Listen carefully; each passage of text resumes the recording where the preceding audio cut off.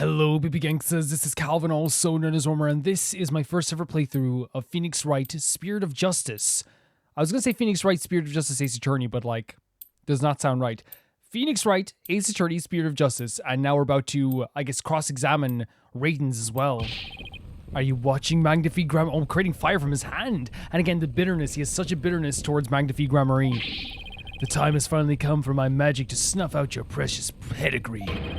The Gramarine line will be no more, and that's what he wants. He wants to get, he's like shouting his motive from the rooftops, you know? Because he knows that, we don't have, him, dead to rights right now, right? So he's like, okay, I'll talk about my motive. Yeah, I have a motive, but, where's your proof? My perfect alibi. I was at the TV station at the time of the Penrose performance. I was busy working on our TV program. I could spare no time for the magic show. Do ask my staff if you doubt any claim. And there it is. It's simple, perfect alibi. No tricks, no gimmicks, and just the truth. Wait, that was pretty good?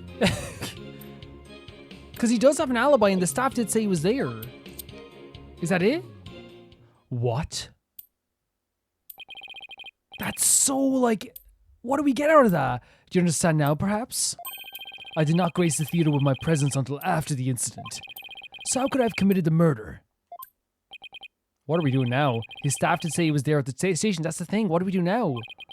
So it sure does sound like a rock-solid alibi. But that can't be right. If Mr. Rins is the killer, he'd have to be at the theater. There's got to be a hole somewhere in the story. Is there?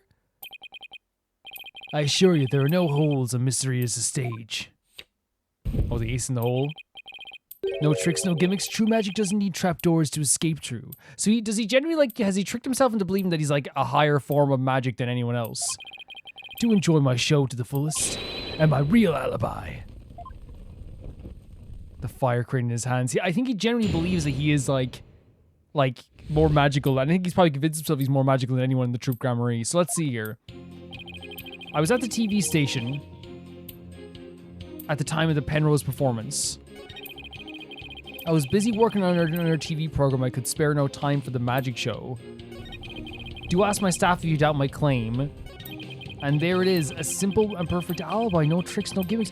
How do we, will they give us a hint? It's a perfect alibi, huh? It's no good, Apollo. I can't find a hole anywhere. Same. There's got to be some kind of trick to it. I just noticed a trapdoor in there somewhere. A trapdoor? Should we press every statement just to be sure? Because that usually sometimes will work if you just press every statement. Let's just do it. But you did come to the theater eventually, isn't that right? Indeed. Anxious to see how the show was progressing, I made my way to the theater. Let's see, my journey took about 10 minutes by car.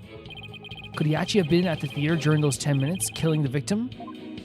Ho ho ho, allow me to stab at your reading mind. I read your mind. Could I have been at the theater during those 10 minutes killing the victim? People who do those mind reading gimmicks, they of course he's thinking that. He's you just have to make an assertion that he would be thinking that. You know? No, Paul, don't fall for this. Of course you would be thinking this. How in the... But no, I took a taxi. The driver can attest to that. Feel free to call the taxi company if my word does not satisfy you. He, thought of everything. He thought of everything. The driver's a big fan of the Raiden's Raja. I even gave him my card. He annoys me so much, I can't wait to take him down. He gave the driver his card? That was very clever of him. Yeah, he's thought of everything. You might as well give it up, lad. Questioning the real magic is a fool's errand. Besides, you know very well what I was doing at the time of the incident. Again, I don't, should we press the next statement? Yeah, I'm going to press every statement. That's all I can think of to do. I was busy working on our TV program, yeah. What was the TV program you were working on? Yeah, that's what I thought we were going to ask. What is this other TV show you're working on? My own special project, you see. One more, perhaps this is more appropriate. It's a Rating Raja special production. Yeah, hang loose, baby. It's called Desperation Regeneration. He switched personas just to say that? He went back to the Ratings Raja, yeah. What's the show about? Look at my beautiful man. Look at him. Washed up has-been singers and comedians get together to play musical chairs. Oh my god, it's so exploitative, isn't it? And here's the thing, by the way.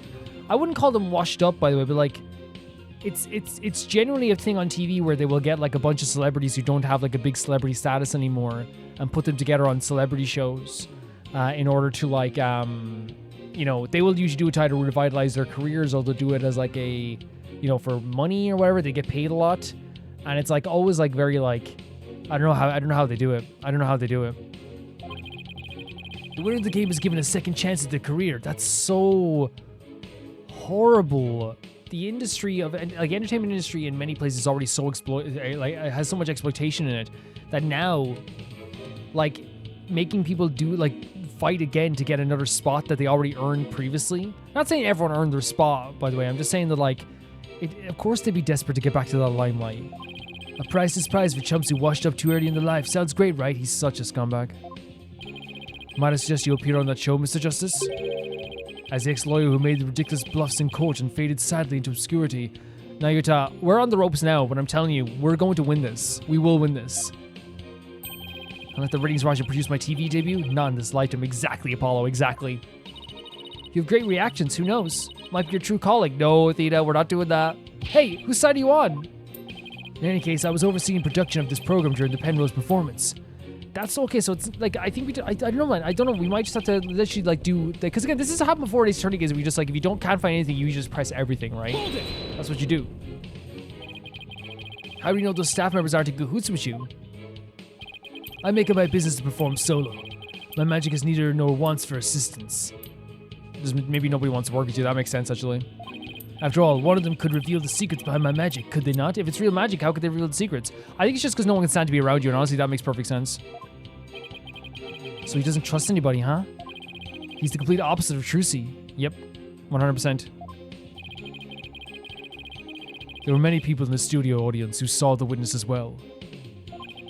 Even if he had been able to persuade his own staff to cover for him, he could not have convinced so many complete strangers to do the same. He really has made a rock-solid alibi for himself. He's thought of everything. He really has, yeah. It's almost too good, you know? So, oh, yeah, very good phrasing here. It's too perfect. So is Apollo thinking, I wonder, like, because it's so perfect, there, like, one string could make it all fall apart, you know what I mean? You notice if something's so perfect, you will notice the littlest detail. But right now, I can't notice anything right now. Let's press this as well. I know what we're gonna do here. I've got it. Do you have a brother? Oh god, a brother that looks exactly like you, maybe? Or doing the doppelganger thing? Again with the twins business? You think the audience will let you get away with using the same gimmick twice in a row? That was Bonnie and Betty's thing. If you do not believe him, Defense, why not investigate for yourself? Though I am sure your efforts will prove to be thoroughly fruitless. Yeah, I guess the twin theory is a little far-fetched. What do we do? Oh, okay. Yep, just as I thought, yep. His alibi really is airtight. I believe we've heard enough. No, we haven't. While I believe the witness does indeed harbor some ill will against the defendant, there is no reason to doubt that he was at a TV station at the time of the incident. Yes, the facts prove it was impossible for the witness to have been involved with this crime. These last rites for the victim have dragged on long enough. No. The soul of the victim himself is so bored that he's resting on top of your daughter's head. What? Wait, is the... Oh, I tell you, I thought the butterfly was going to be the soul. Great hair animations. We can't end this yet. The time has come. Oh, not that music. Not that music. No, we have to see it positively. That music means that we're going to do something cool, okay? We got to think of that. Actually, no, it doesn't always mean that. Sometimes it means a cliffhanger where something bad happens, so I don't know what... I don't, like, want to put my eggs in that basket. Let us punish the sinner and guide the victim's soul to the Twilight Realm. Apollo, Trucy will be thrown in prison. I will be out of a job. But if you catch tasty fishies, will you sell me some at a good price? Oh, Athena, don't worry. Like, first of all, I would, but second of all, we will not be doing that. We're gonna get out of this, okay? We're gonna get out of this. I told you I have absolutely zero intention of going off on a tuna boat. Think, Justice, you had to figure this out. It's no use. Oh no, Apollo! I can't find a single flaw. So what now? All we need to do is find like one small detail. Can we bluff? Can we do a bit of bluff? Can we bluff? Behold my never-ending magic show. Come for the awe-inspiring showmanship of the great Mr. Reese. And see the fire, by the way, in his eyes. I think it is like, again, maybe it doesn't have to be symbolic, but it also could be just like, his hatred for the troop Gramarye. And save my grand illusion unto the end of time. Oh, he's happy about that one. Wait, is he saying that we're still Wait, what? Wait, is that what we're gonna find out? That it's some sort of illusion we're seeing right now?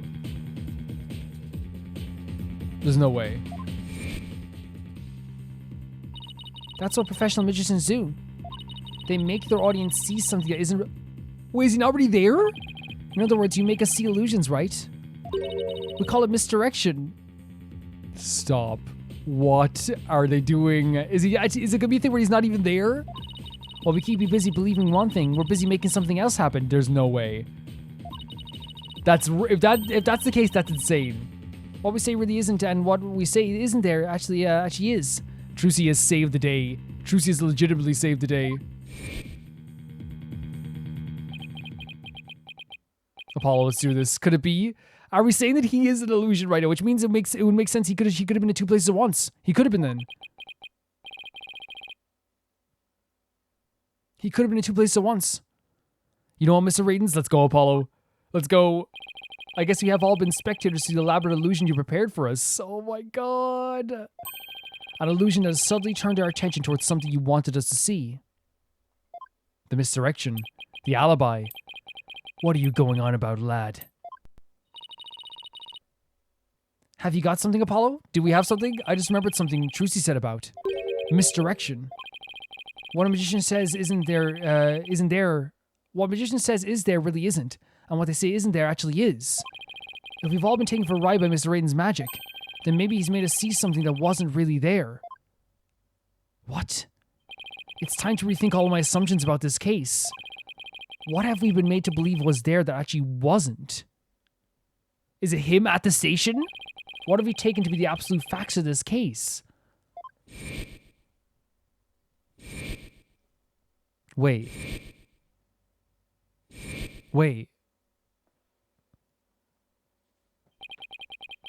If we reevaluate the validity of all these things, then just maybe...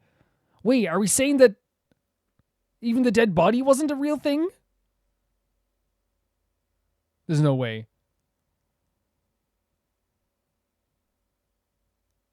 Is he saying that, like, even Mysterious isn't... I mean, not Mysterious, the other guy that was the understudy, that he's not, like, even dead? Athena. There's something uncanny about this case. What is it? Raiden's alibi, it's too perfect. That's true. It's like it's impossible to break no matter how hard you try. I'm getting, like, my heart's pounding right now. I'm getting a little bit nervous about this. But maybe that's the trick. Maybe that's exactly what he wants us to think. I'm not following. We're not making any headway here because we've been so focused on breaking his alibi. I think I get it. You're saying he's using misdirection on us, right? It's definitely a possibility. Would the defense care to share with everyone what it's discussing over there? No, Your Honor. It's our private business. I'm joking. Your Honor, we believe that if we were to reconsider a certain assumption, we may finally arrive at the truth. In fact, I think we'll finally see who's hiding behind the curtain, so to speak. Like what, the Wizard of Oz style? What is this certain assumption you're thinking of? This is the one key assumption we've been taking for granted this whole time. Oh. The only one that makes sense is the culprit was on the scene. So we're saying he actually wasn't, he was there. Because the crime scene, no, right? Roger Rating's good, we can't say this. The crime scene's too vague. This is it. He was there. What if the culprit was somewhere? Wait, no. No. What they're saying is that he committed the crime from somewhere else? Is that what they're saying? No way. So he committed the crime somehow when he wasn't even there at the theater? What if there was some way to commit the murder without actually being there? How? If that were the case, then Mr. Raiden's perfect alibi would become irrelevant. Oh my god, Apollo. This is so crazy, but honestly, like, I get what he's thinking. If it is all some illusion, and he's able to set up these elaborate magic tricks, and look at all the magic tricks they're able to do, these disappearing things, the like, you know, Trucy going from Mr. Hat turning into Trucy, the you know, the changing of the boxes, the all this stuff, like all these different tricks that you wouldn't even know could happen. What's to say he couldn't do something like that, especially someone who's, like, you know, very much older and was in the Troupe Grand Marie at one point. He would have the skills to do it. Objection? No, we'll let him speak. How could one person stab another to death with a sword without physically being there? Furthermore, we all saw what appears to be the culprit's shadow in the footage. Wait, we're saying that's Trucy's shadow? Why did they bring... Oh... They said this was Trucy's shadow then, that this was her shadow at the time. Yeah, they did, I remember that. Okay, I remember it now. Okay. But that wasn't Trucy then. We could say that was him, right? But couldn't we just easily assume that the shadow does not belong to the culprit? Yeah, it's an assumption. Well, if it's not the culprit, then who is it? Whose is it? I'm not 100% sure yet, but I'm pretty sure I'm on the right track. I mean, like, it's a crazy theory, but it makes sense in this type of trial. That's based on magic, that's based on misdirection. We've all seen something that looks like this shadowy shape before, Your Honor. Turn the magic show itself. Did I say it was... I said it was Mr. Hat before, so is it Mr. Hat? In that case, please point out in the show footage for us.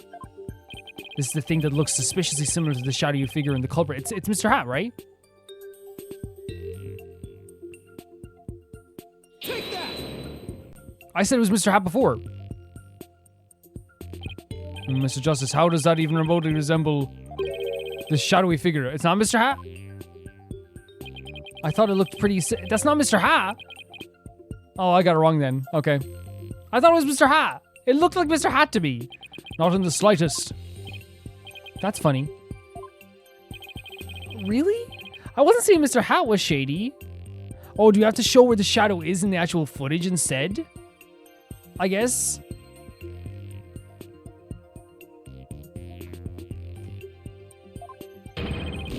He said we already saw this before, though, and your logic is even shadier. Damn it, man. I thought it was Mr. Hat. Maybe I should try slowing the video down and... Okay, yeah, I jumped the gun. I jumped the gun 100%. I thought I knew what I was doing. So, should we just watch it and see...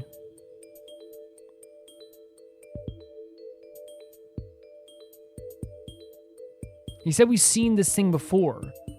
It resembles something we've seen before. Poor Bonnie, man. Poor Bonnie.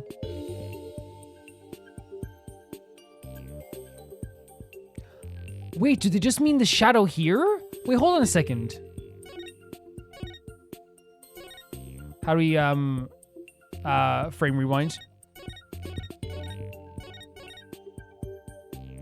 Hold on here 1 second. I think they generally just mean it looks like the shadow. So technically, it was Mr. Hat I was thinking of. Oh, we have to hold it, sorry.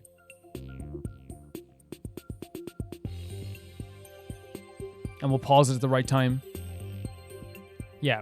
It was Mr. Hat, I think. And again, I could be wrong again.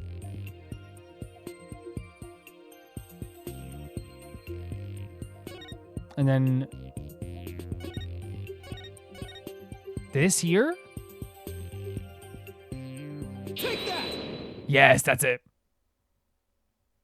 That's it. I should, when they said it resembles something before, I was thinking of Mr. Hat because I thought it looked like Mr. Hat, but it wasn't Mr. Hat we have to pick off. It's actually the actual shadow. And that makes sense. They wanted you to actually like pick out the exact moment when the shadow came up. So this is not the... We proved at least this is not Trucy. Doesn't the shadow resemble the suspicious shadowy figure? Now you mention it does, doesn't it? It does. Mr. Wright, could you identify the shadow for the court? Let's see. I believe that's Mr. Hat's shadow. It is indeed, Trucy. It is indeed. It's when we were, he's being pulled up from the stage to the catwalk overhead by wire. Then because the shadow that's shown later in the footage with Mr. Hat too, I mean, that makes perfect sense. So wait, does that mean Mr. Hat came back down? Because this was way later. That means Mr. Hat came back down. Right?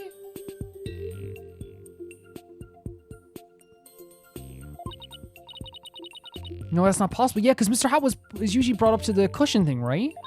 After Mr. Hat was pulled up to the catwalk, he stayed up there. But he also had like a... We still have to remember he had that rip in his cape as well, so there was something to do with that as well. So did someone take Mr. Hat and bring Mr. Hat back down into for some reason into the performance? In other words, the second the shadow was from the other figure being pulled up. Some other figure? I'm afraid you'll need... Wait, be more specific than that, Mr. So it's second shadow is, wait, hold on. The second shadow is from some other figure. What are we talking about right now? Again, I love this type of feeling of being confused. I said this before. I love an Ace Attorney where I'm like, sometimes I'm like, oh yeah. Sometimes I'm like, what? You know, and it's a great feeling. Let it bring you along for the ride, you know? What are we talking about? He's right. We've come this far. I'll just have to figure it out from the clues I have on hand. Huh? What are we doing? What is the second shadow shown in the footage? Okay, process of elimination. Obviously not.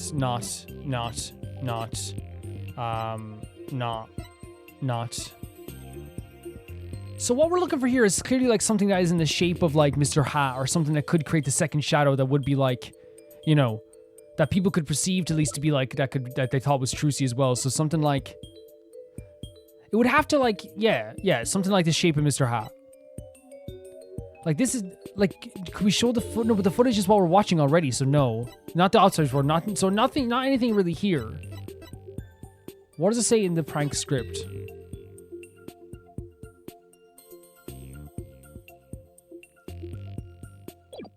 Was Mysterious like the apprentice? He was supposed to fly up into the air.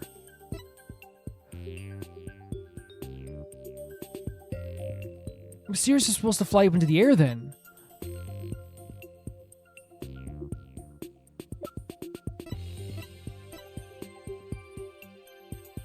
But then this guy, then he got dropped into the coffin from here then as well. Oh, Jesus freaking Christ. Are you kidding me? Did we not notice that before? Maybe we just thought it was like nothing. We just didn't focus on it, but like there's like a thing on his back as well. So do we present this and say like, look, it's him? So did they drop him into the box instead? Like, look at this. So if he was supposed to fly into the air, he has one of those things on his back, then it was him.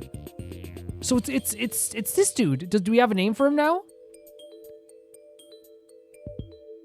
Okay, they're not letting me look at the names. I think we present this or the prank thing. This is him. He was supposed to fly. Yes! Oh my freaking god! I never noticed the thing on his back. Did you guys notice that? Maybe it's just because you're always focusing on the blood and stuff like that. If you consider what was... Maybe I did notice it and I said it before, but I just forgot. I don't know. I never know. If we consider what was happening on the stage at the time, there's only one answer. The shadow belonged to the fake Mysterious. Oh my god. So they dropped him in afterwards? So maybe he was dead already? Matt of Mystery. The victim? Please take a look at the prank plan script. Okay, so he is using the, yes, of course, the prank plan script as well. Mr. Mystery was to pretend to be dead and then fly up in the air after that. Yes. Isn't that right, Mr. Raidens? Indeed. And what of it? I contended exactly what happened. That's exactly what happened.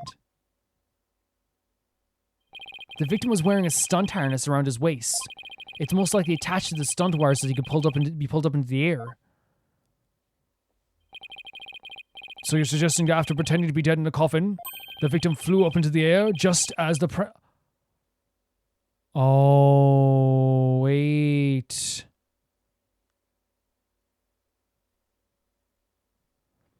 I think I just had a realization.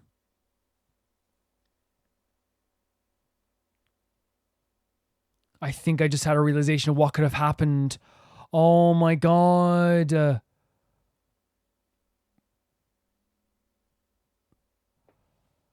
Oh my god, what if he flew up into the air and but then no, because I'm thinking he flew up in the air and hit Mr. Hat. And that's why Mr. Hat is so ripped up and banged up. But then he would have had to like then Mr. Hat would have a real sword then, right? No freaking way. Did he fly up and hit the sword? Exactly. We just couldn't see him flying up because the dragon was blocking our view. And that last trick, ladies and gentlemen, is the true piece de resistance of the culprit's murderous magic show. So he... Is that what... I wonder if that's what happened. Because there's a reason why Mr. Hat is up there all ripped to pieces and he's in a different position than he was before. There's a reason. Did he fly up into Mr. Hat's sword? No freaking way. Don't tell me. You've got it all figured out. I mean, I think so. I think so. If we can just look beyond Mr. Raiden's last bit of misdirection, we should finally be able to see the real truth. The victim must have been pulled up to the catwalk, just like Mr. Hat.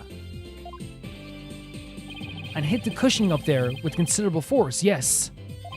I just have to figure out what else happened up there. Time, yes, it's 100% is the stuff with Mr. Hat. Oh my god.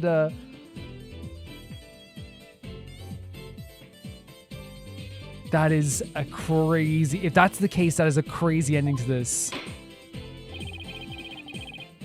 Are you ready to elaborate, Mr. Justice? I think... I don't know. My heart's racing. My whole, like...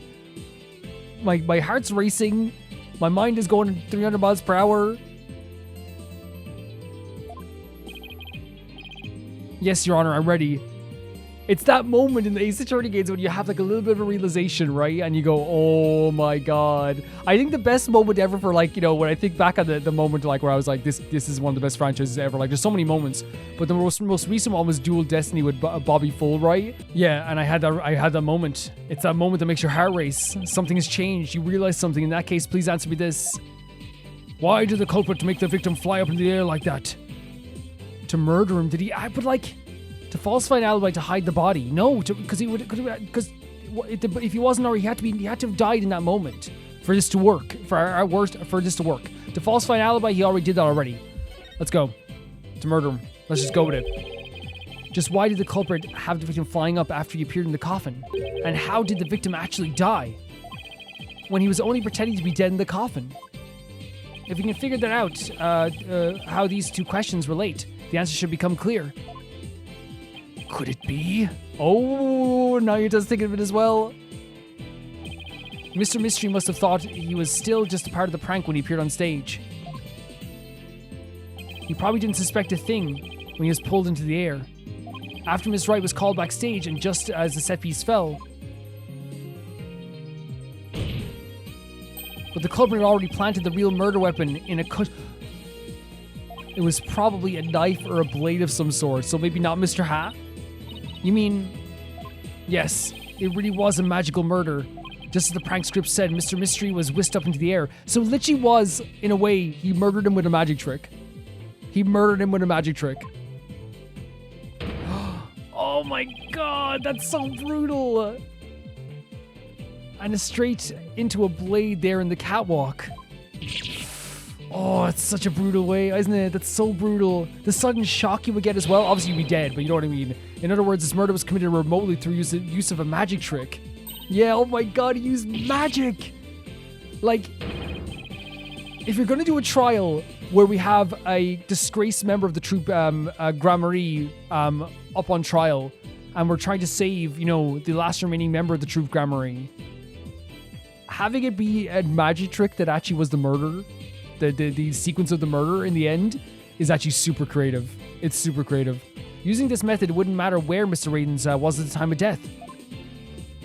Oh, but he's still a bit calm, right? He's still calm. Oh, no, he's not. No, he's sweating. He's sweating. Yeah, someone pointed out that the sweater vest became a cape, but that's such a good idea. It's such a good idea. But how exactly does it work, Mr. Justice? Oh, man, we're going 3D for this. Just before the murder occurred. The dragon set piece was up in the catwalk. And Mr. Man of Mystery were connected to each other by a wire at the time. By carrying out the prank plan, Betty made the dragon set piece fall, which then covered up everything, by the way. This is crazy. This is such a good way of doing this. Like, it's an absolutely horrific way to die. But, like, in terms of, like, the writing, like, really, you know, fantastic way of making it, like, end up with magic, but also at the same time, too, still have it, like, feel like this, like, shocking moment. You know, it's like I didn't know it was going to end with a magic trick, but it's like, oh, that makes sense. But at the same time, too, it's like, oh my god, this is crazy what he did, you know? Absolutely crazy. Look at this. Into the blade and the cushion. Man, look at Apollo. The cushion was high up enough to be hidden from the audience's view. That's why nobody saw the blade. Oh, you sweating now? You sweating now, Radiance? Oh, and that big gash in Mr. Hat's cape. That's what it was, from the knife? The blade must have been set up overhead, sometimes before the magic show, so he got cut by it too. That makes sense. I thought he ran into Mr. Hat's sword. I was like, Mr. Hat's the murderer. But Mr. Hat must have slashed it by it too when he was pulled up into the cushion. Betty? I can't believe it. I had no idea. I was told that Trucy would freak out if I made his earpiece fall. That's the only reason I did it. You were used, Betty. Roger Ratings used you. Betty, can I say this right now as well? The whole thing of like, all I thought I was going to traumatize this girl doesn't work with me. You know, you're rude, you're horrible to your sister. You were absolutely about to do something horrific that could have ended with someone dying and traumatized Trucy for life. So I don't get the whole like, oh, I'm sorry. I thought I was just traumatizing someone. Like, what? I thought, no, I want to make, okay, okay. I still don't obviously forgive for that, but I want to make it clear here as well. Like, it's 100%, in terms of like a story and writing characters, it makes perfect sense that even a character who like sees pranks as okay, even though they're not, and traumatizing someone is okay, would react this way to actually being a part of a murder in a way, or knowing about a murder. I guess not even, well, no, technically we're part of a murder, like they even involuntarily, you know what I mean? So it actually makes sense writing-wise to have the character, even if like, you know, the other part is still awful. It would be weird if she was just like, oh, a murder, who cares? No, it's like, oh yeah, oh damn, you mean our prank was also had a murder in it too? Which pranks can lead to people dying too. We've seen it in other games we played too. I thought he was my little puppet to boss around, but it was only the other way around. After the incident occurred, Mr. Ratings arrived at the theater. Well, it definitely was still her plan to do the prank, right? And it's still she was still very much all for that prank. So I think she was part of that part at least. But again, writing-wise, it makes sense that she would be stunned that it was the prank caused a murder. He got the murder weapon and swapped the rubber sword with the bloody steel one. Yes. That's also when he lowered the victim's body down to the stage. But how did he have time to do all that? When the set piece fell, the audience was evacuated from the building. He was able to do all those things after the fact because there was no one around to see. Why are you shaking your head, Judge? Oh, horrific murder camouflaged by a spectacular magic show. Yes, it's like, again, it's crazy, but like so fitting. It's so fitting it ended up here. That sounds like the kind of murder only a magician could pull off. Yes. As long as the show proceeded as it was scripted, Mystery was doomed to die. That's why it was you, Mr. Ratings, who killed the victim. All the way for the TV station, that far away. This prank plan, or should I say murder plan, proves your murderous intent. Oh, is he breaking down? Gramarye! Oh, and we know that Nayuta has an answer for everything. We know he does. I think he's been so efficient with everything he's done so far that whenever he actually opens his mouth, they go, oh god. You know, I'm like, oh no. Enough. You dim-witted, ignorant, imbecilic. Putrid red pepper again. He can't possibly have counter-argument to make. Talk about knowing when to let it go and move on. Oh, he's going to do something. Do you have a rebuttal or something, Prosecutor Samadi? No blade of any kind was found in the catwalk, which means you have no evidence to support your theory.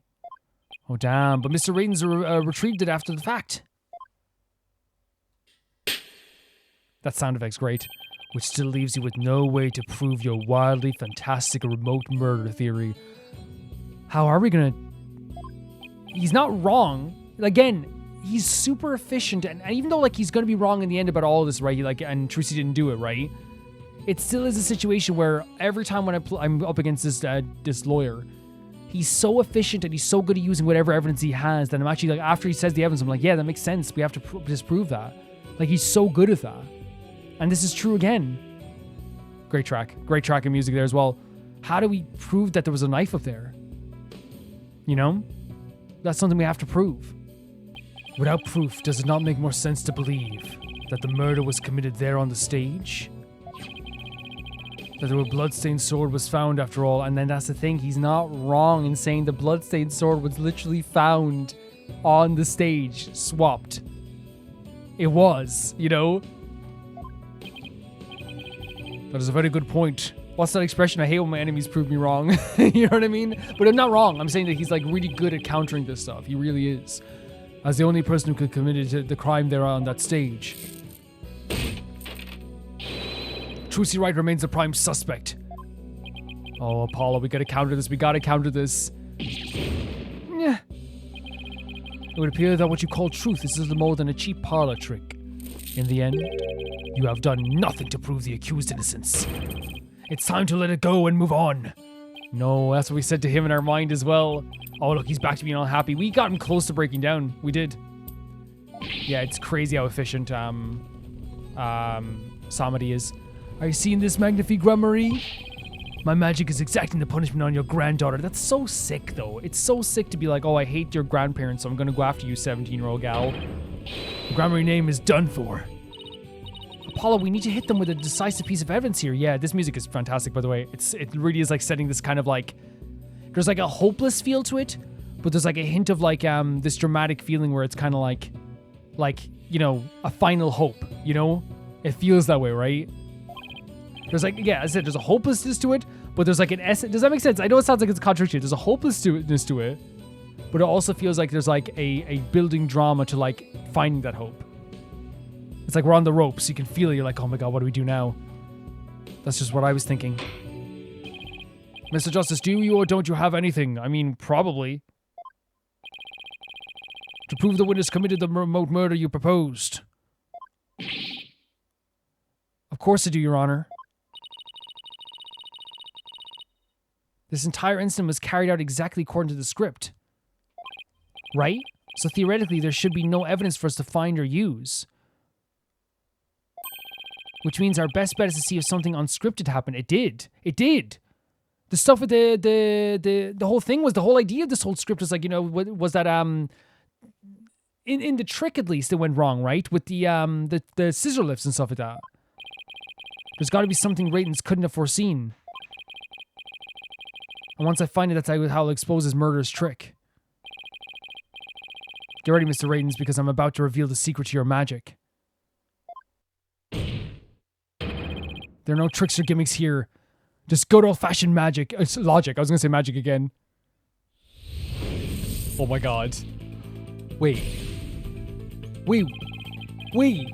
Have we done this before, right? As long as the magic show went on, went as scripted, the murder would happen without fail. What is this called? What is this called? Everything in this case was carefully planned so that no evidence would be left behind. Okay. Still, one thing happened that definitely wasn't in the plan. What was part of the magic show wasn't in the plan? Have we done this before? It was Bonnie's mistake, right? What? Like, it's so interesting that, like... I feel like I remember something like this, but, like... The UI might be different? This is crazy. It has been a year since I played Dual Destinies, by the way. Over a year, actually. It's been over a year. No, it's been a year. It's been about a year, I'd say. Bonnie made a mistake during Trucy's escape trick. Yes. Why did Bonnie make a mistake during the magic trick? Her life choices is horrible. I would not say that. Mr. Hat's positioning, right? I did not expect us to be doing this at all. Like, even like the sounds are crazy. Like, the on-rail stuff is like, it's like, because Bonnie plays Mr. Hat to the right with confidence to the left. I actually would have liked if you could have just done it like as like a on-rails racing game type thing. That would have been really fun. But yeah, like, shocking UI stuff happening here. It's been again, if it is the thing that was in Dual Destinies, by the way, it's been a year since I played Dual Destinies. It's been a while since I played Apollo Justice, right? So, not gonna feel bad about... No, it's actually been over a year. I played Dual Destinies back in, like, August of last year. So, like, this is all still very crazy to me. Still. Druzy had to reappear on the side of the coffin opposite the one in the show's script. But the culprit didn't know that when he first arrived in the theater, which means he was bound to make a slip-up when he tampered with the crime scene. Okay? Which part of the culprit's cover-up tab was affected by Trucy's new position? We haven't talked about this yet. The fingerprints. Again, I'm not like the blood not in the coffin. That's not it. And the editor pushed over to that's not it. But the fingerprints is like it's like if we look at all the evidence that we have, right? I don't know if it's still here or not. Maybe it's here. Yeah, the one thing we haven't talked about was the fingerprints. Remember when he's standing like in the coffin and the fingers were on either side, and we said he was in the wrong position. That's the one thing we haven't talked about yet. It's like one of the few things we haven't presented yet at all or talked about at all. No? No? Okay. Oh, the outside of the coffin. Oh. Which part of the culprit's cover tent was affected? Okay, I thought the fingerprints, it's fingerprints on the coffin, not in the coffin. I was thinking about the fingerprints in the coffin. You know, the ones that are like when he's like standing like that and he had his hands like, you know, when we said he was in the wrong positioning. That's my bad. So then it's not the end of the show footage, and it's blood in the coffin hole then? I'll be completely honest, I kind of forget the context of blood in the coffin hole. I forget a little bit of the context, so hopefully they'll explain a little bit to me. I forget a tiny bit of the context. The blood was on the wrong side of the coffin. Okay. Thinking Trucy had appeared on the left. Look how fast it's going now. The culprit must have put the blood in the left hole. But the blood was eventually discovered in the right hole during the police investigation. Oh, because it was the wrong side. Okay. If the killer originally put the blood on the left side, that means he must have tampered with the scene again afterwards to line up with the facts. Okay. I wasn't expecting this. Didn't think about this part. What? To make the crime scene consistent with the facts, the culprit must have dropped the set piece, wiped off the fingerprints. We know there was fingerprints on the coffin. Dropped the set piece, no, so it's swapped the coffin sides. That dropping the set piece wouldn't do, wiping out the fingerprints would not have done it either, because we know there was fingerprints, so it swapped the coffin sides. But then how would,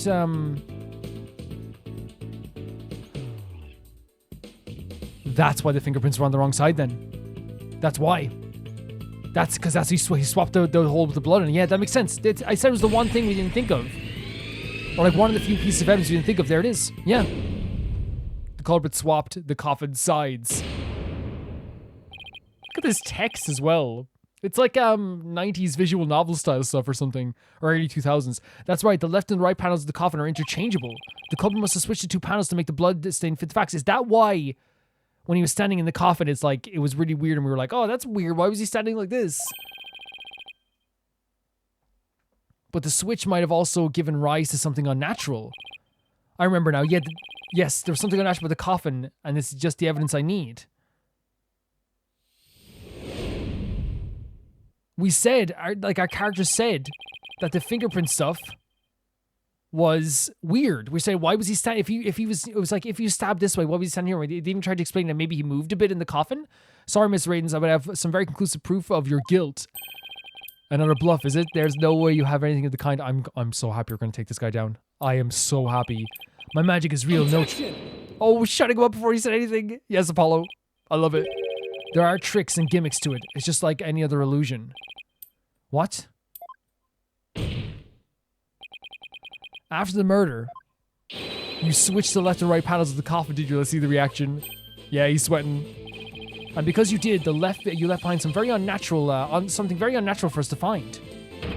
This is proof that Roger Raidens tampered with the crime scene after the murder took place. We just literally checked this, right? Yes, this thing is here. The prints, that's what we're talking about, how weird it was. They were saying how weird this was. It's this, right? The fingerprinting results, exactly. Oh my god. See, I got it wrong with the first one, but then I love that it brings it back into your mind, right? And you're like, yeah, of course.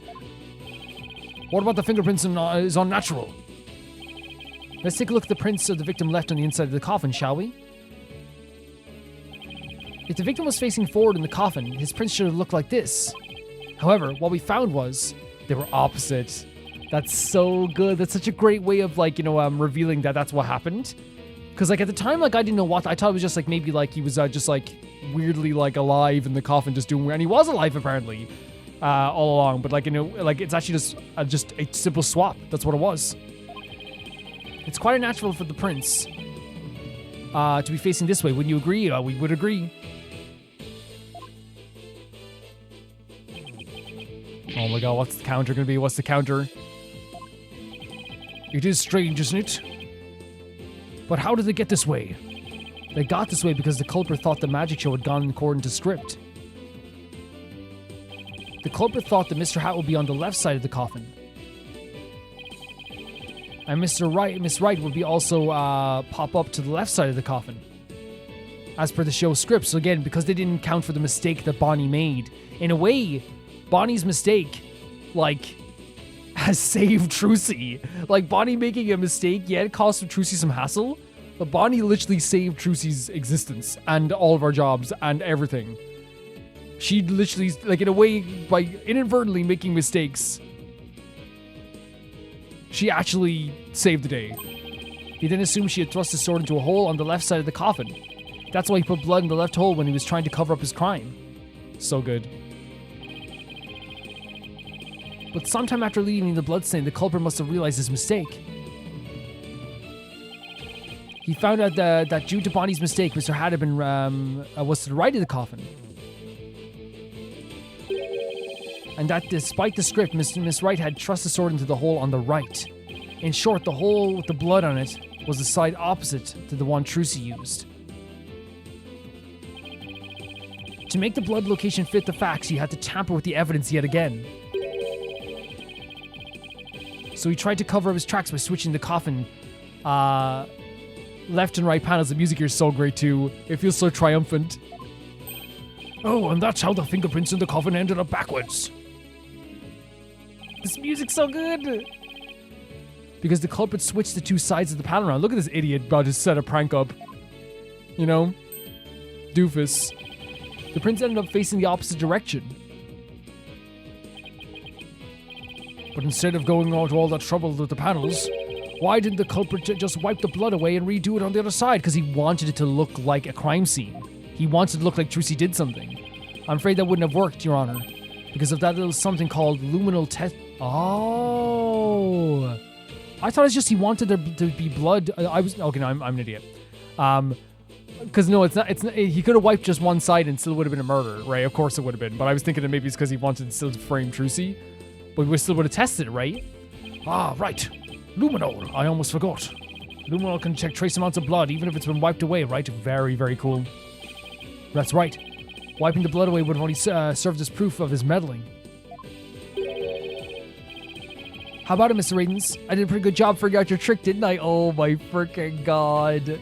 Honestly, really, really cool. And I love even those moments where I feel kind of silly, you know, where I'm like, oh, it's because you trained him, you know, and then the game goes, no. And you're like, okay, that's fine. You know, you just gotta dust yourself off a little bit. Objection. Trucy Wright could have done the same just as easily. Why, though? Why? She's incriminated in a way. Why would she do that? Because she's the one who's been incriminated. You've no proofs to with this tamper with the evidence. Objection! But I do have proof. What? A person who was in the magic show would never have made the mistake of putting the blood on the wrong side. True?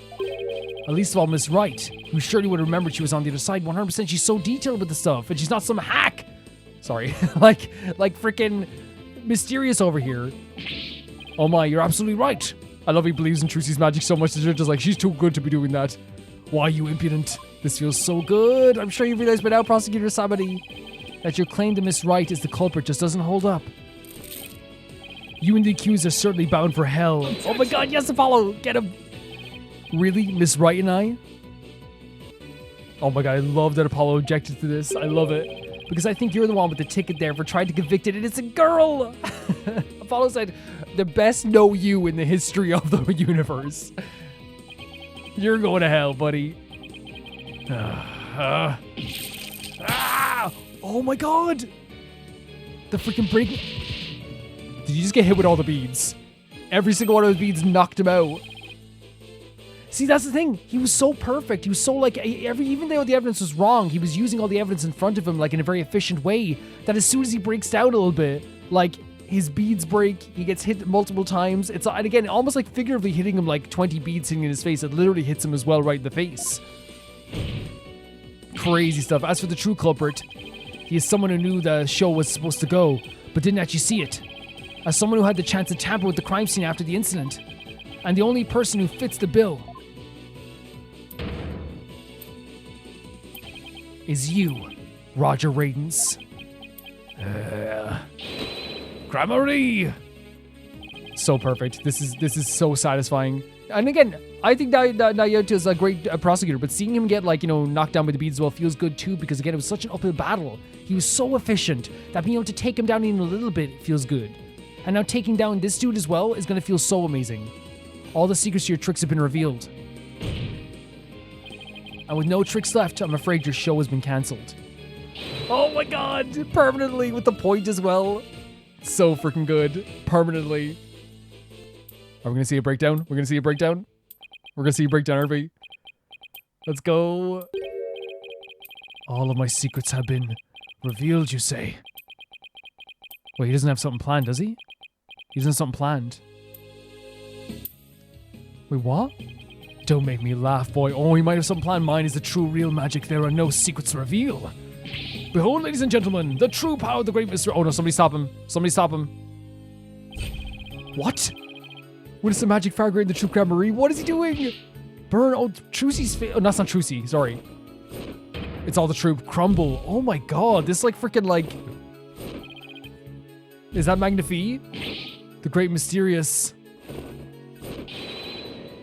No, that's Magnifi, right? This is... The final edge of the Grand Marie name right here, right now. You too. Shall... That's himself! What? No, that's not right. Wait, what? Oh my god. No, I didn't do anything wrong. No, that's so hard. Oh my god, it's not my fault. I'm not the one to blame. I'm the victim here. What? And it's all like, yeah, everyone's accusing him. All the eyes are on him finally, but he doesn't like it now. He finally has a spotlight. He doesn't freaking like it. Holy crap, that was amazing. And just crumbles. Just absolutely crumbles. That was amazing. Like him figuratively destroying all the troop Grand Marie, right, with his cape. Like he's revealing, like, I'll do this to them, I'll do this to them, that to them. But then the final person that got burnt wasn't Trucy. It was him. His own face that he saw, and he burnt himself, or he hurt himself, the blood stain on his face. Like, here's the thing, right? Like, as like a artistic showing, stunning. You know, it's stunning. But like, since it adds that layer of like a satisfying feeling that he's been taken down, that he almost like, again, I think it's symbolic of him, you know, biting himself, you know, and ruining life for himself, and all this stuff coming back to haunt him.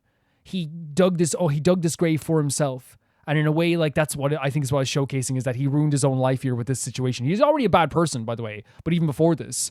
But like, I think that's what it was trying to show there. And then he finally got all the spotlight he wanted. The spotlight's no longer on the troop. It's barely even on Trucy at this very moment, right? In this courtroom right now. All eyes from the gallery, from the prosecutor, to me, to Athena, to Trucy, to Bonnie and Betty, to the judge. They're all on you, no longer on the true Crown Marie. But it doesn't feel good now, does it? What a freaking breakdown. It's all because of them. Even now they wound me. Yeah, even now. Because again, even in your breakdown, you tried to still curse them, but you ended up cursing yourself. What a breakdown. Cursed them all to the abyss. Incredible stuff. Incredible breakdown. Do you really hate us that much? Was this Trucy? Oh, poor Trucy. She's been through so much. Does your hatred run that deep? It clearly does. He was willing to ruin your life. Like, and make no mistake about it, Trucy. Like, let's say, even if you went to prison, right, and we somehow proved you weren't actually, you know, guilty, 10 years from now, that's still your life, ruined. It is. Like, you had, your whole youth ruined. This music is so beautiful as well. Deep enough to kill an innocent man? You're damn right. You have no idea what humiliations I had to suffer. Humiliations, buddy. This is the biggest... You've led to the biggest humiliation of your life right now. That's what's happened. This is the biggest humiliation you've ever had. Your grandfather, Magnifi Grand Marie, kicked me out after I got hurt practicing my magic. He said I was too unskilled, that I would mess up on stage. So again, think of this. He has been bitter, and he killed someone, and he tried to get Trucy in jail forever just so he could get back for being called unskilled. He threw me out of the troupe just because he was worried about his own reputation. That's what it's all about. He was called unskilled once. Since I was but a child, it was always my dream to become a great magician, and so was Trucy. And you tried to ruin her life. Do you not see how you getting your life ruined by a mistake that you made and getting kicked out of the troupe? Yes, it's not nice, but you went on to try not only kill someone who wanted to be a magician as well, but you ruined someone else's life at the same time too. Like, let's not lie about this. But that Magnifi, he took it all from me. But that's no excuse. That's no reason to do something so evil, I agree. I 100% agree. He tried to ruin someone else's life because he got his life ruined by his own mistake. Magic is supposed to make people happy, not used as a means for murder. What's the big deal? I just used what I had available to me, that's all. I get it now. That attitude towards magic is why my grandfather kicked you out. Yep. He doesn't have a love for magic at all. He's a love for the side of magic where it's as I said here, like using what is available to me. That exact phrase. He doesn't appreciate the art of magic. He doesn't appreciate the idea behind magic. Even now, he used magic to ruin another magician's life. Not to entertain people, not to make people happy, to ruin somebody else's life. You don't deserve to call yourself a magician. Tell him. Yes, Trucy. 100%. She's so correct. She's so correct. And what does the gallery think after all the shouting you were doing? What does the gallery think? She's so right. Don't deserve? I don't know about that. No, you don't deserve it. After all, you were completely taken in by my magic, were you not? If not for that lawyer over there, you would be on your way to prison as we speak. You're right. I didn't see through your tricks. You see, so in the end, True Gramarye was defeated by the Great Mysterious.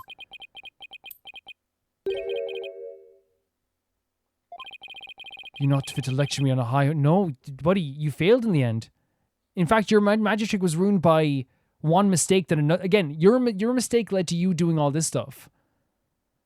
Like, all this stuff. You got kicked out, and it led you down a path that's so evil. Bonnie's mistake is the thing that caught you out in the end. Think of it that way.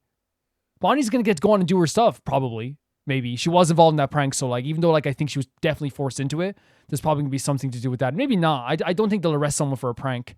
But it was everyone was technically involved in it, so they have to do some investigation at the very least. But it was Bonnie's mistake that led to you getting caught in the end. It was a mistake that led you down this path of betraying magic and becoming a horrible person. And it was a mistake that caught you in the end. You don't deserve to call yourself a magician. You have green eye. Are you kidding me? Trucy is triple the magician you will always ever be. You will ever be. Don't even bother with this guy, Trucy. Don't even bother with him.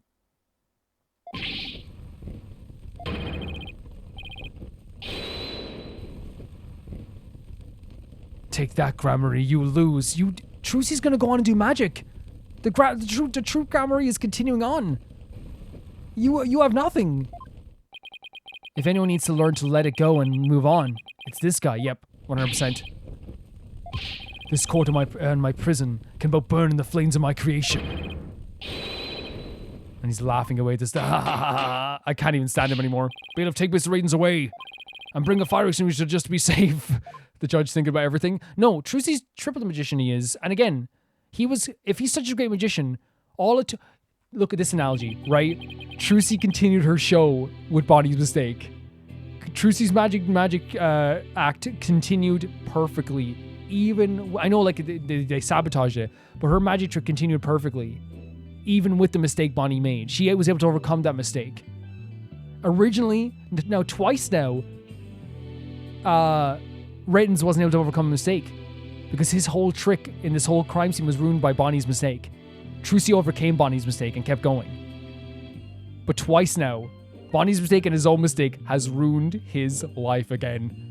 He can't. That's why Trucy's a better magician. Trucy improvised and did something still amazing for the crowd. It looks like we reached the end. I feel as though I've been watching a grand magic show. It was close, but we just barely made it through somehow, honestly. Again, if it wasn't for Bonnie making a mistake, it would have been over. You okay, Trucy? It's so horrible what she had to go through. So horrible. And dragging up the idea of like her father and her family again. Like all that trauma again at the same time too. Why does Trucy look so down? Miss Wright? Yes, Your Honor? I'm about to announce my verdict. Oh, here we go. Could I see that wonderful smile of yours?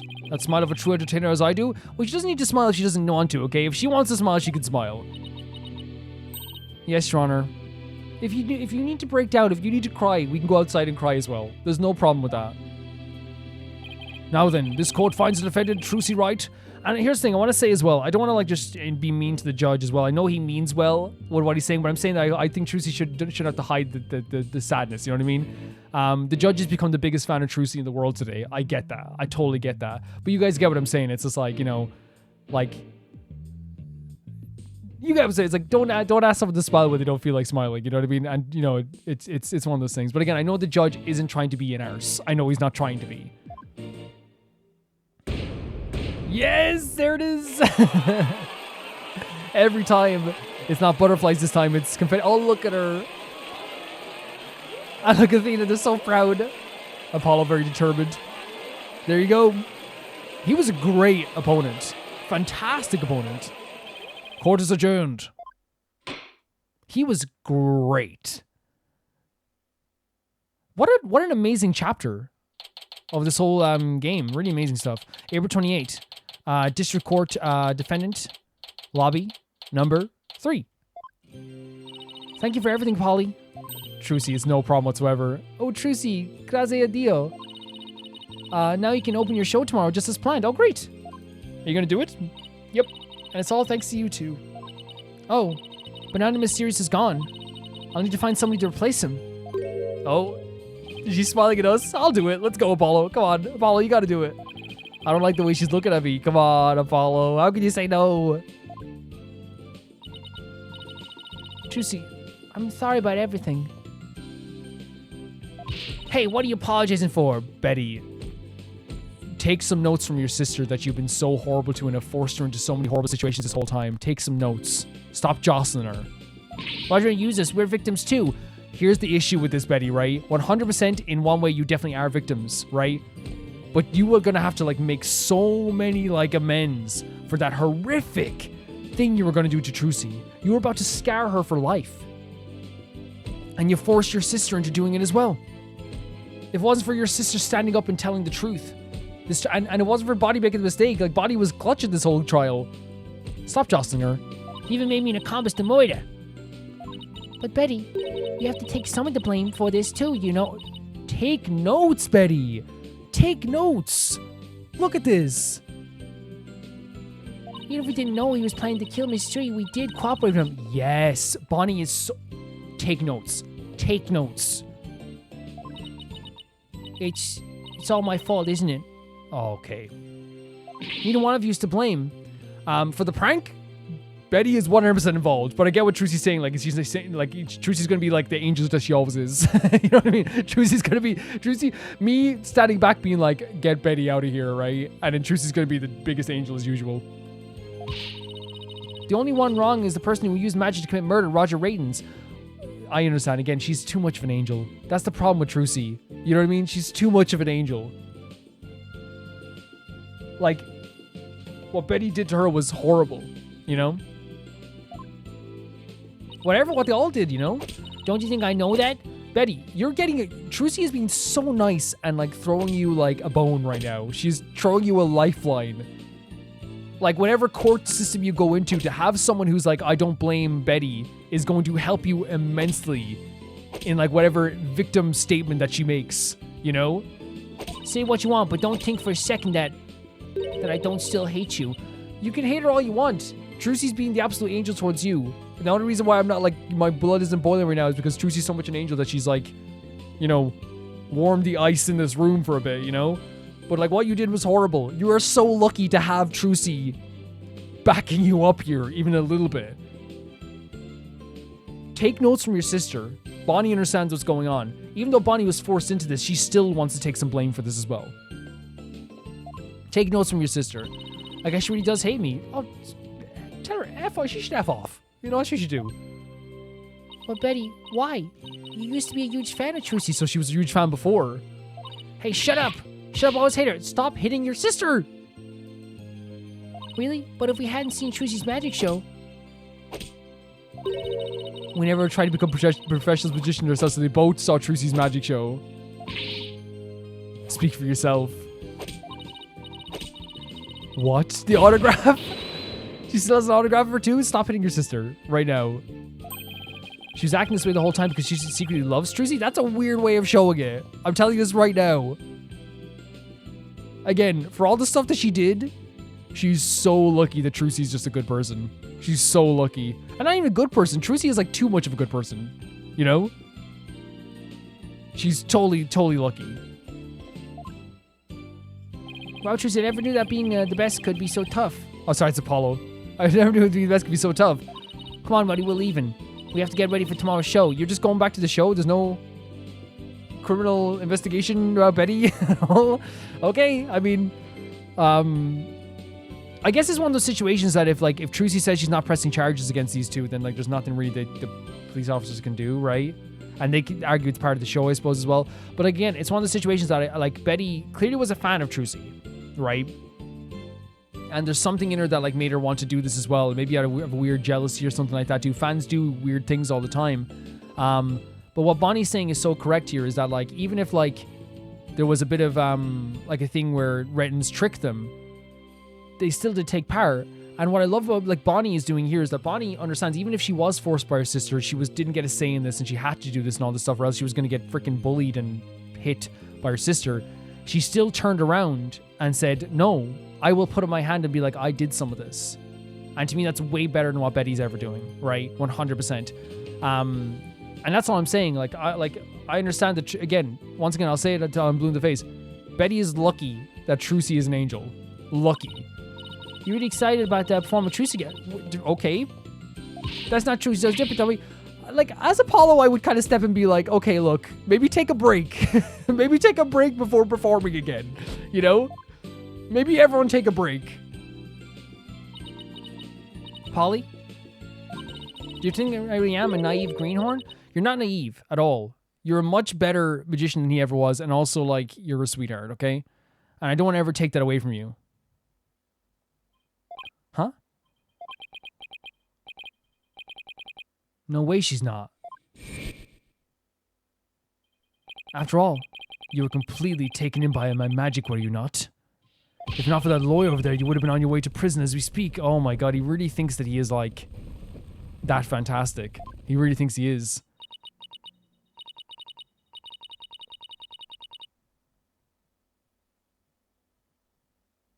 You're right. I didn't see through your tricks. You see, so in the end, the true Gramarye was defeated by the great Mr. Reese. You're not fit to lecture me from a high horse, Trucy. Again, this was just trying to save face. He was just trying to save himself. That's all it was. Yeah, this is all just to save himself. This is all to make himself feel better. That's all it is. Don't take this as anything. Trucy, don't tell me you're taking what Reddy said to heart. Well, maybe a little. Don't even think about what he said. I didn't see through his tricks and I let myself be taken in by his magic. I can't trust myself anymore. No, let's not think of it this way at all. Maybe he's right to call me a greenhorn. You shouldn't take stock in his words. He doesn't even know the first thing about you. Huh? You're a wonderful Gramarye magician. You should be proud of yourself. Absolutely fantastic. Exactly. I love the relationship so much. Take these words to heart, Trucy, please. Thank you, Apollo. But what makes you say that? Let's tell her everything. I know you're a wonderful Gramarye magician because of this. Wait, what? What is the last thing? Wait, we're time to present something else?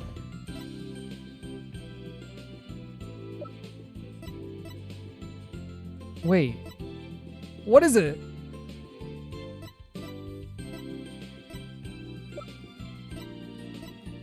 I have no idea what to present.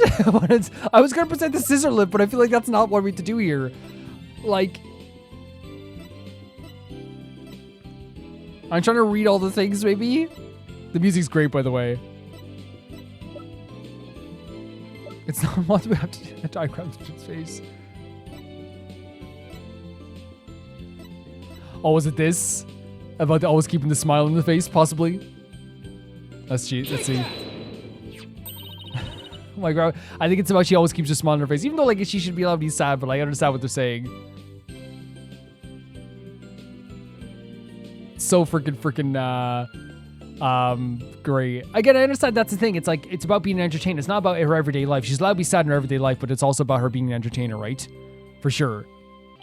The Grand Marie Creed. A true entertainer always keeps a smile on their face. That's lovely.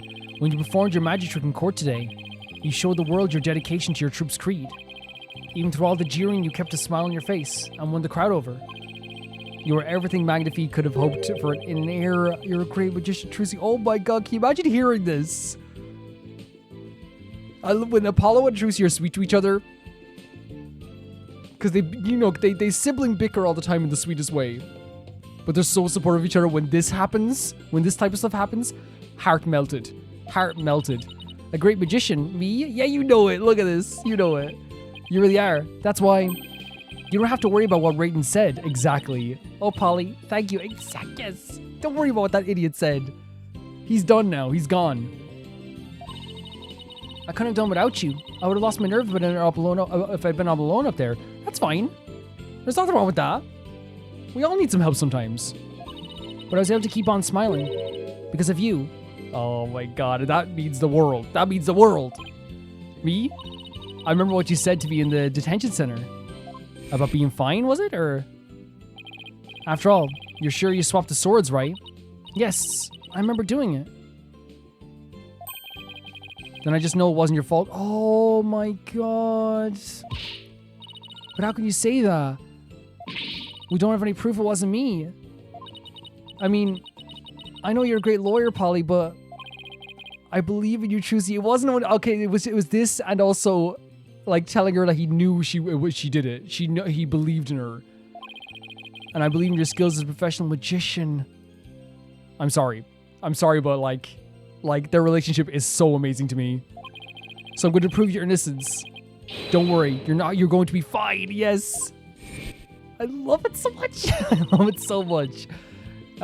Your words were what kept me going. And that's the thing, simple affirmations, simple positive things to say to people that you believe in about them can stick with people forever, you know? Oh my god. Apollo? Thank you from the bottom of my heart. Trucy. Top 10, like, easy, like, top 10, like, dynamic in video games for me. Trucy and Apollo. Easily. Now I can be everything I was meant to be. Trucy's real smile is the best. I'm going to die. I'm going to die. And this game wants to kill me.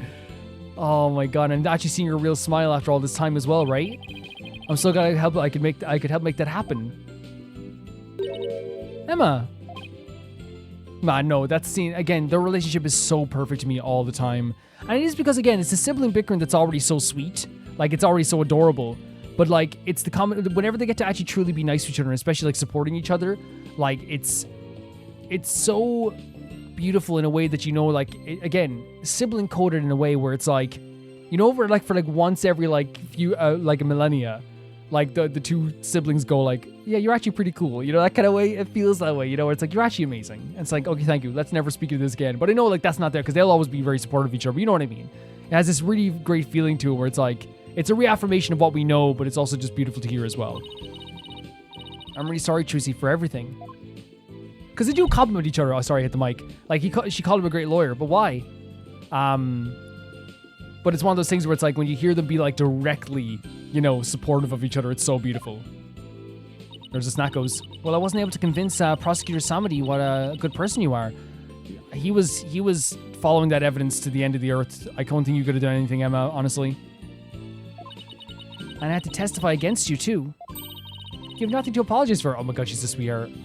I really think that you could, like, I don't know. I genuinely think that you could do something really, like, mean-spirited. I mean, we already saw, like, she like, kind of forgave the two people in a way for, like, well, not forgave them, but kind of was like, yeah, don't worry about it. But the prank and stuff, you know?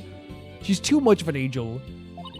You were just doing your job. And, of course, Emma was just doing her job. She tried her best. She was just doing her job. You're too kind. That's Trucy. Have you met her? Have you met this gal? Oh, I don't know about... Huh? Is something wrong, Emma? You don't know about you being too kind? Oh. The music stops right then and there. Prosecutor Samedy, what are you doing here? Detective Sky. Yes? I require your forensic expertise in order to close this case. It's closed. Come on, let's go. Wait! Prosecutor Samedy! The trial is over, Mr. Justice. You and I are strangers once more, with no further need to interact. Strangers? Have you really forgotten all about me? What? Wait, what? You've really changed now, Yuta. Wait, what? What are you talking about? Telling me to let it go and stuff? What happened to you? So he knows him from before? Oh, lawyer of impure soul. I have nothing to say to the likes of you. So he knew... Apollo knew him beforehand. In what sense? Like, in what context? Are you serious now, Yuta? Now, if you excuse me... In what context did he know him? Like, was it during a trial somewhere? There he goes. What was that all about Apollo? So Apollo did know him. Yeah, how do you know Prosecutor Samedy? Let's just say we're old acquaintances. What?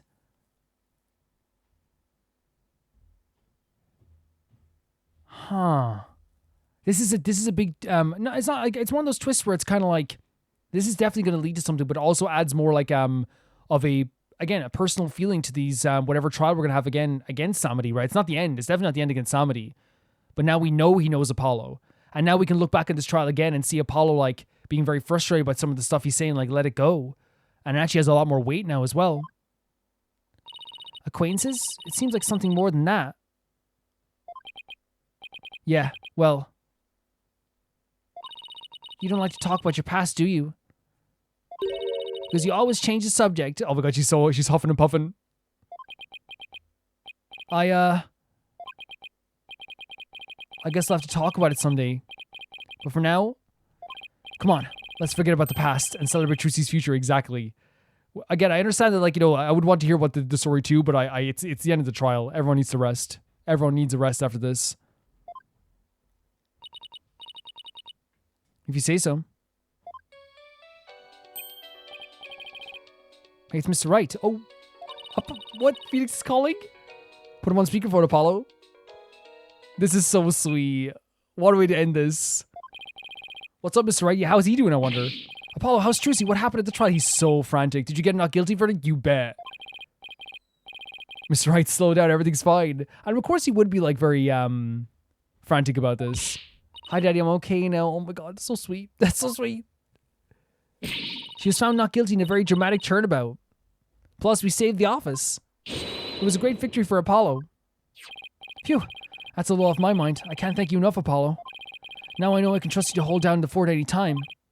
Me? Really? Yes. You're a real full-fledged lawyer now in my eyes. A full-fledged lawyer? I still can't wrap my mind around it. Thank goodness you were there to take care of everything. Thank you, Apollo. Oh my god. Full-fledged lawyer, thank you for everything. This has to mean so freaking much to Apollo, honestly. And he deserves it. He honestly deserves all this. No need to go that far, boss. Especially not in front of everyone. No, definitely go that far. Go that far in front of everyone. Oh, and by the way, I won't be able to make it to tomorrow's show, so I was hoping you could go. You'll do that for me, won't you? So we're going to go in his place? Of course. We were going to go anyway, right? There was no reason we weren't going to be able to go. Like, Apollo would have gone anyway. Of course. I would miss it for the world. It's amazing how, like, you know, Athena, Apollo, and Trucy, like, put so much weight in their love for Phoenix that, like, they really, like, whenever they're all three of them kind of talking on the phone to him right now. And I suppose, especially Apollo and Trucy as well, like, you know, the way they're talking to him, there is, like, this real, like, kind of, like, you know, respect and love that you can hear in their voice as they're talking to him, you know? Even here right now with this.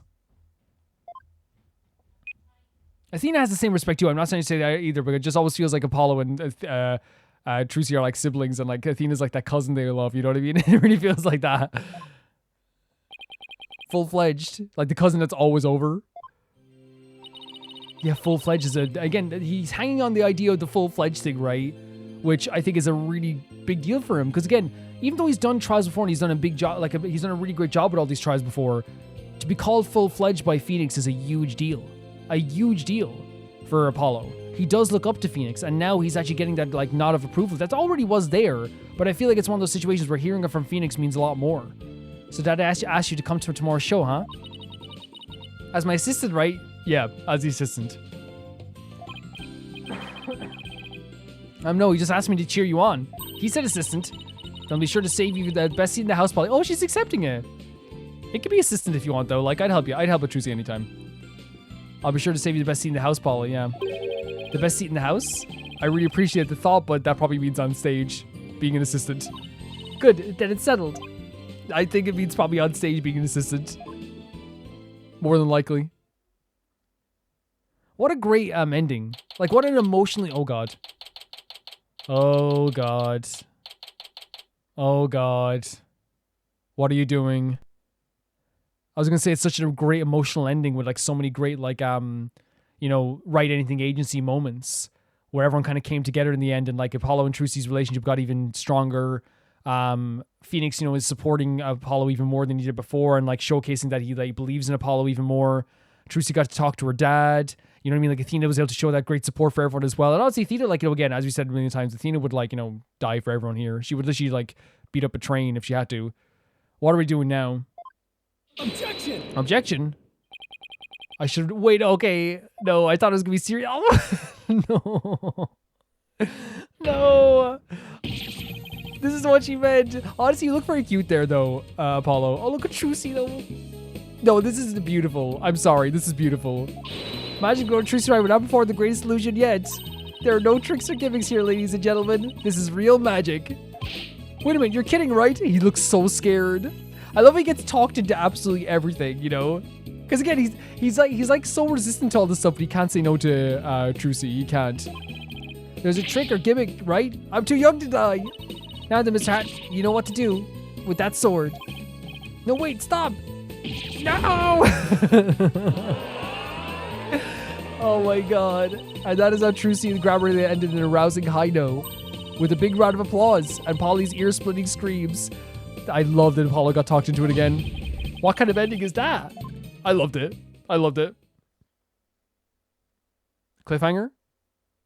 No. Fantastic. No, great. Great. Because, like, you guys know Ace Attorney just as well as I do. There's a million and one times where, like, they will end on a beautifully fun time where I'm smiling from ear to ear and my face hurts, right? And they'll go, and I thought the happy days would always last. Little did I know, something was looking around the corner that was going to absolutely kill me. You know, you're like, what? What are you talking about? Yeah, and honestly, like, I'm glad it didn't. I'm glad we just got to end on, like, a really beautiful note. With the Wright Anything Agency showing their love for each other, honestly. This trial was, like, really great. It was a really great trial, and I think, like, it's crazy where we started and where we ended. I think the investigation was super fun. The locations were great. The magic aspect was really interesting, too. The relationships that we got to see and develop throughout time as well. I loved the Bonnie and Betty reveal was great. That was awesome. Like, it was such, like, a really great way of showing, like, the different personalities between the two of them, but also showcasing as well, like, the way they do their illusions. And it was a great, like, introduction as well. I love that they showcased that Bonnie has more of a heart than Betty, but, like, Betty obviously, like, is just, like, for some reason, even though she was a big fan, also, like, wanted to hurt Trucy in some way. So there's really cool showing those, like, personalities also. This is just a really great trial, and I love the breakdown. The breakdown was so cool. And the, you know, and the satisfaction we got from taking down Raiden's is why I love Ace Attorney so much. That moment when he's, like, losing again, even when he talked back to us and was like, "You're not a real magician," that was just because he knew he was done, you know. And it's one of those situations where when someone does that, it's like there's two different satisfactions out of that, right? It's the person that, like, is caught out goes like, "Oh God, no, I've been caught," you know. In Ace Attorney, you're like, "Yes, he's been caught," but there's another satisfaction out of someone being so hurt that they're still trying to save face, and it just looks pathetic. And he looked pathetic there, right? He's like, "I'm still twice the magician you are," and you're like, you know, you just got caught. You know, you're done so. You know, and that's what makes it feel so amazing. It's like you got caught. You made yourself that hole. You're in you know, you're the one who caught you. And again, I do think he, in a way, he like dug himself a hole because he could have just like gotten, like, he made a mistake. He got excommunicated from the Grand Marie stuff. And then he went on this vendetta, and his vendetta has ended him up in prison once again for killing somebody and for trying to frame a 17-year-old girl. Just an absolute sleazebag that was so satisfying to take down. So happy to take him down. The prosecutor Samadi, incredible. I think it was one of my favorite back and forths because, again, it was one of the situations where, like, even though I knew he was wrong about like the evidence, right? Because the evidence was wrong, right? And there was like lies about the evidence. He was still technically right. It was like a math equation. Even though the start of the math equation was wrong, he was using the rest of it as like in the right way, kind of, where it was like, it made sense. Everything made sense that he was saying. He was very efficient. Whenever he said something, I wasn't like, wait, what? What are you talking about? I was like, oh yeah, that makes sense to use that now. That makes sense to use it now, which made it actually like very, very like different from some other trials I've done. Because there has been trials, and you can look back on all days attorney games I've played where I have like literally been like shouting at the screen like, Your Honor, how does that make any sense? That doesn't make any sense. I probably did it with Pain in the last trial, you know?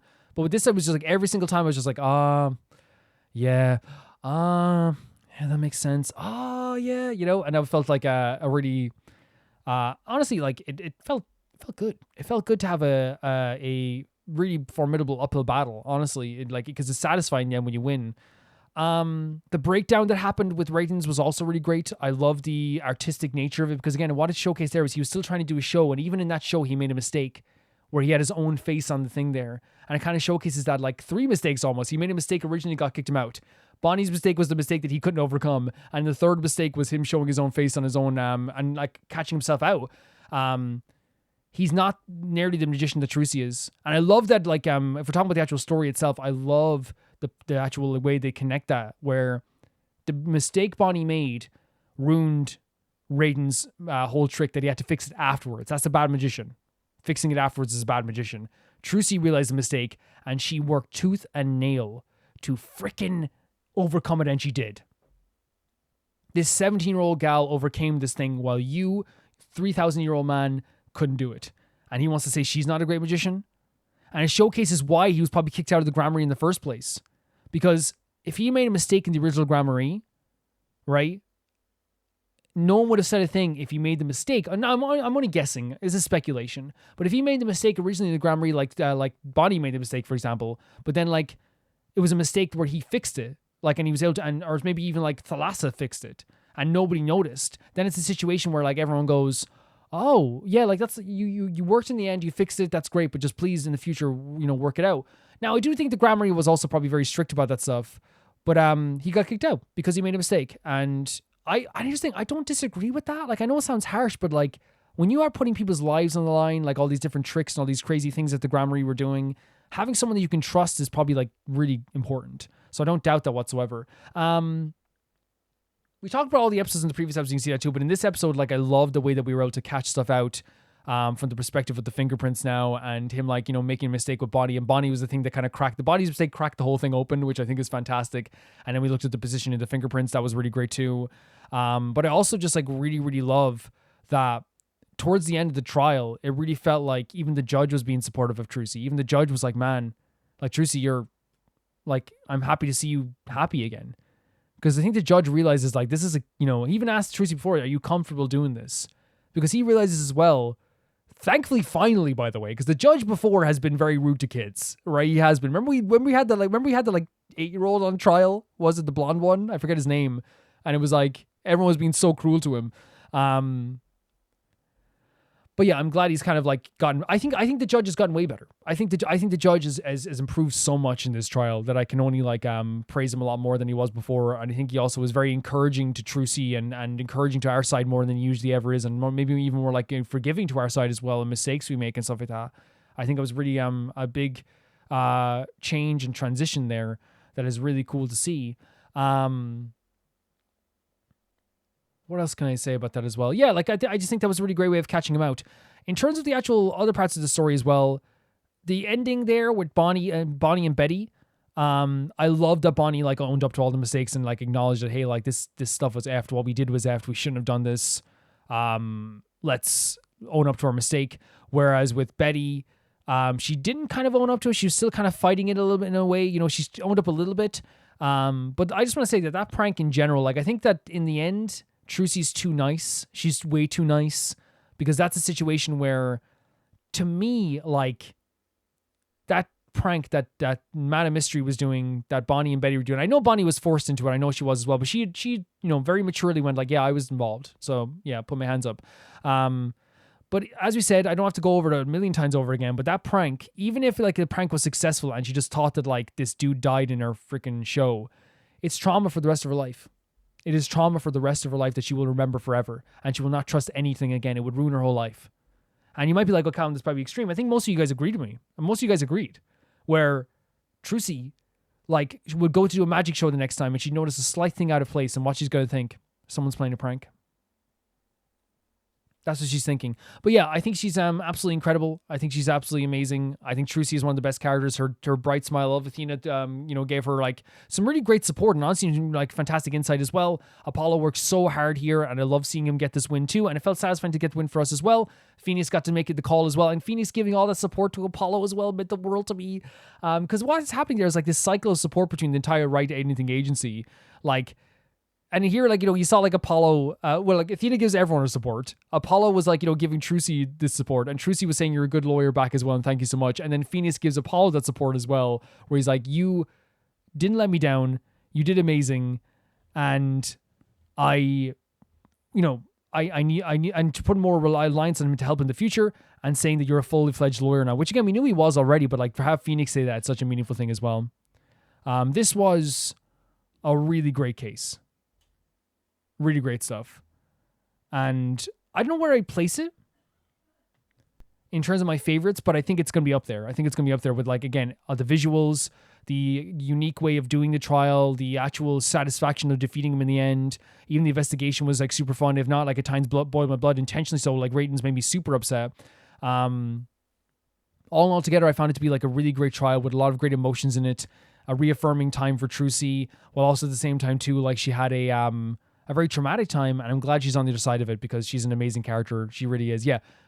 I cannot say enough good stuff about the relationship between Athena and, Athena and Apollo as well, but Apollo and Trucy to me is like one of my favorite dynamics ever. And it's been that way since like Apollo Justice, when she was, she's always been like the little supportive, like, how do I say, like, she's always been like the little like voice to the side that's always been so supportive. As again, as I said, one of the original things she did for us was pretend she was getting kidnapped to save us, and she'd do it again, and just like Apollo do anything for Trucy. It really feels like this is like the Shameless tree, Shameless, the Shameless tree, where like everyone supports each other, you know what I mean? Even though not everyone's directly related, even though I know they are like siblings really, but no one's really like all related, but they all will support each other in some way.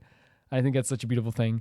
Guys, thank you so much for watching this video, and thank you for supporting this series. The next video of this series will be on Saturday, I think. So I'll see you guys for Saturday's episode. I thank you guys so much for watching this. Thank you guys for supporting me as always. Thank you to my patrons at the highest tier, which is Typhar2, Jamie Bull, Johnny the Banana, The Ghost Inazuma, Felicious Felix, Ewald, Radish, Anusta, Lynx Markey, The Assassin, True Peanut Butter, Peter Shelson, Liam, Hikasperian, Jared Bianum, Neo, Wright, and at the highest tier of my YouTube, Royal Gamer 7, Lusanagi, and Royal Gamer 7, Blasco with Lusanagi. I'll see you guys so soon. Bye-bye.